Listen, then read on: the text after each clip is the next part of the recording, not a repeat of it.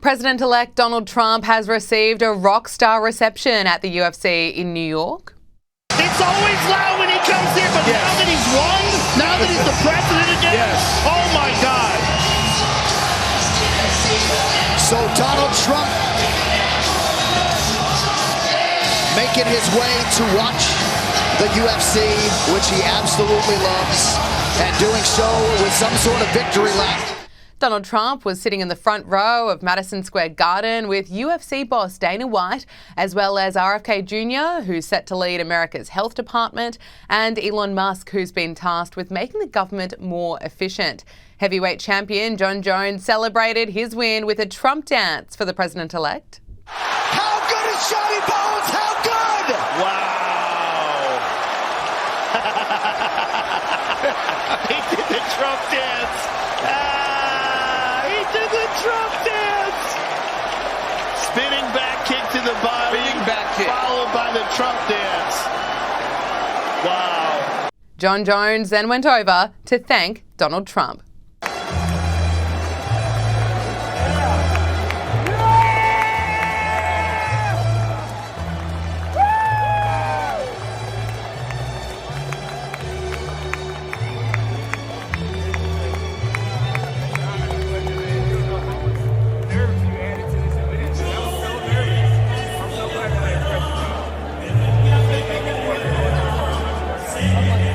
Also in the crowd, Tulsi Gabbard, who's set to lead the US intelligence service, Vivek Ramaswamy, who will work on government efficiency with Elon Musk, and Donald Trump Jr., and podcaster Joe Rogan.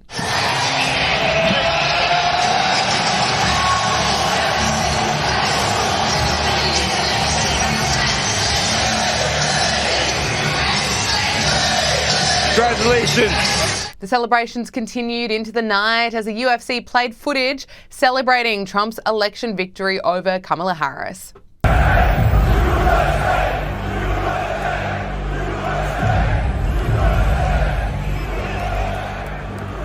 Donald Trump has been a long-time supporter of the UFC, attending many live events over the years, and Dana White has been one of Trump's most high-profile backers. Now, the president-elect is continuing to announce his picks for top roles in his second administration. He's named Chris Wright as the Secretary of Energy. Professor Joe Siracusa joined Sky News Australia for his take on this announcement, as well as reports that the Biden administration has given approval for Ukraine to use American weapons to strike deeper into Russia. Joe, Chris Wright has been known to dismiss climate change. Does his appointment put energy and climate targets at risk? Oh, absolutely. Good morning, Kenny. Look, that's the nail in the coffin.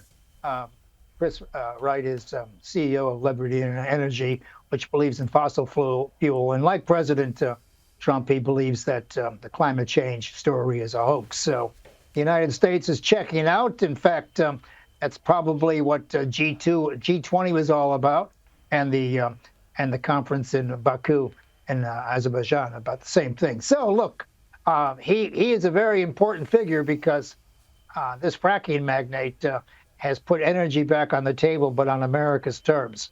So I think America is out of the business, and along with a lot of other things with these appointments, Kenny, climate change, it's gone. Cancel culture is gone. Defund the police is gone. President Trump has learned from his first administration that you don't put in rich people exactly unless they agree with you. Yeah, so he's got people who agree with him this time around. Yeah, there's been several controversial picks announced in recent days, but the big question is, are they the right calls? Well, it's the important thing is, Kenny, they're his calls, okay? He's dipped into Congress and state legislatures. He's using real politicians. Last time he used just rich people.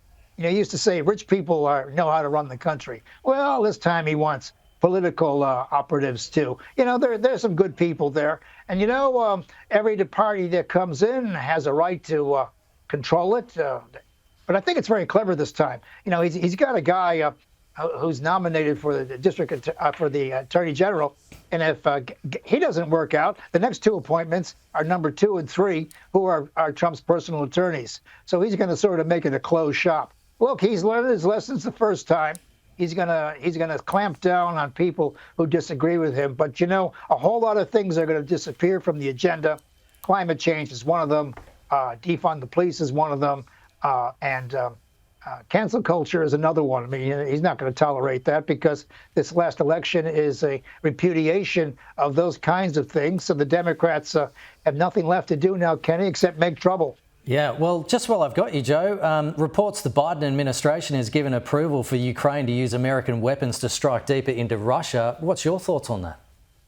I think it's absolutely reckless. President Biden has shown a Russophobe hatred of Russia for the past 10 years. And he hasn't talked to Biden. He hasn't talked to President Putin, I think, in about 2.5 years. Look, it's a mistake, to give the Ukrainians this authority so close to what I think are going to be diplomatic negotiations and a settlement here, I think is a little bit on the reckless side.